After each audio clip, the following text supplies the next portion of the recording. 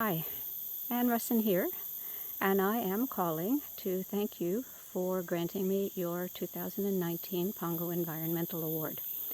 I apologize, I'm very sorry that I cannot attend your award ceremony to thank you in person, but as you can see, I'm not anywhere near a city. In fact, I'm in East Indonesian Borneo right now at our wild orangutan field research site in Kutai National Park in East Kalimantan.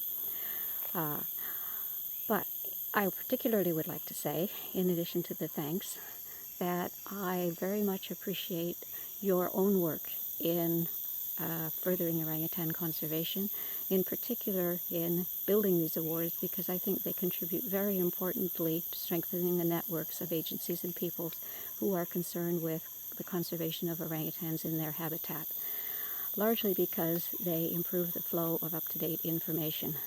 And that is very important in enabling people to make the right conservation decisions and take the right conservation actions. As a couple of examples, all of you remember the neglected ape? Up until about the 1990s, the orangutan was considered the neglected ape. They were largely ignored and dismissed as not very interesting on an old stereotype, incorrect one, that they were the most boring and the dullest of all the great apes. Well, we certainly know they're not boring, and it took until we started to discover their intelligence that we were able to show that they are nowhere near dull. Their intelligence is equal to that of any of the other great apes, including chimpanzees and bonobos.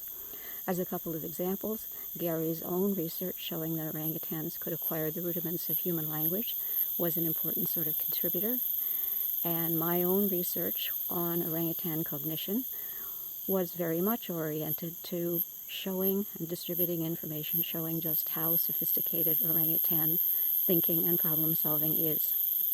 As another example of the same sort of situation, Kutai National Park and its wild orangutans has been dismissed since about the 1990s as virtually destroyed because it was near mortally damaged by terrible droughts and fires in the 1980s and the 1990s.